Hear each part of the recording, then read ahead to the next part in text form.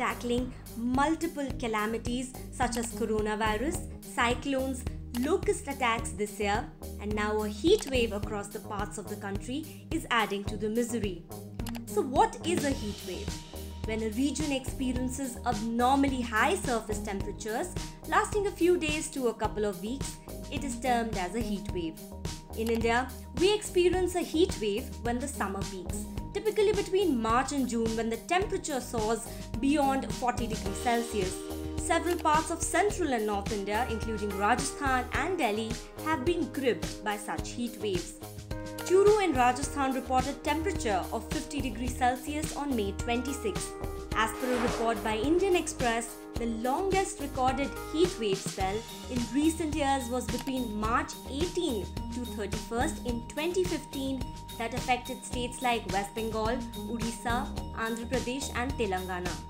India Meteorological Department categorizes susceptible heat wave zones as Core Heat Wave Zone or CHZ.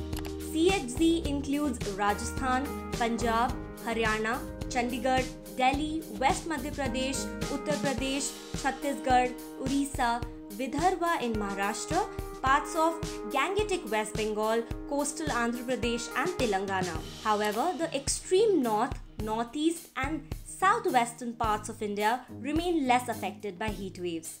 In the first half of May, temperatures in the north, west and central parts of India hovered between 40 to 45 degrees. The ongoing heat wave conditions that commenced on May 22nd are expected to end on May 29th. Experts said there could be a link between the deadly cyclone Amphan and onset of this heat wave.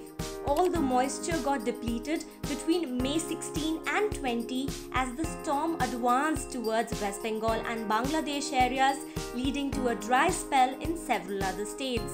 According to a recent research, a hot day can decrease productivity by almost 24%. It is clear from a paper that the economy is negatively impacted on days experiencing higher temperatures.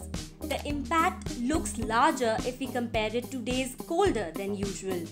In the US, heat costs an average American about $4.8. The impact can be seen on both agriculture and non-farm productivity. Construction workers and other laborers in outdoor activities feel exhaustion, fatigue and dehydration and therefore need more breaks to relax and replenish. Heat strokes become common. Lower endurance and performance is seen, and in severe cases, the heart is impacted as it taxes itself to work with high core temperature. The study also points out to an economic growth decline of around 0.12 percentage points per year to hotter days.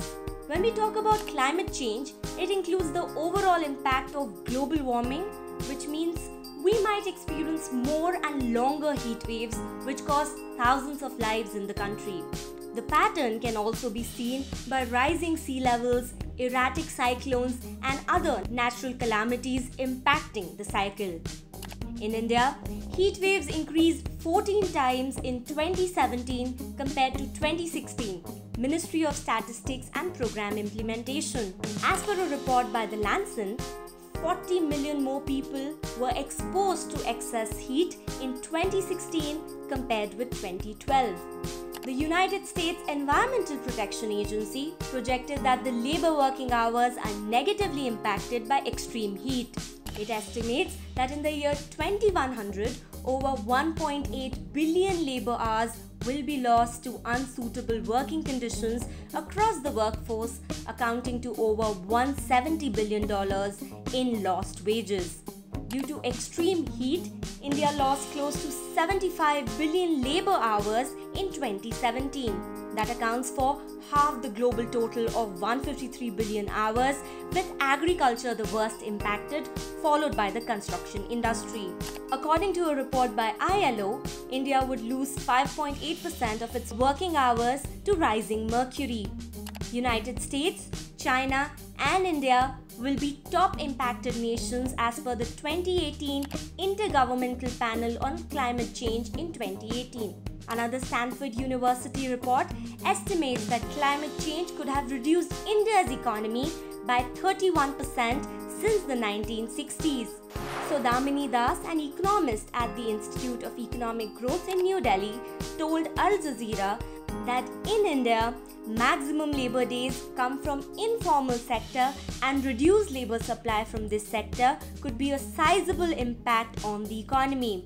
Dr. Dilip Mavalankar, the director of the India Institute of Public Health, Gandhinagar, told the Telegraph that more people will die in the heat wave than corona when we look at mortality rates in previous incidents.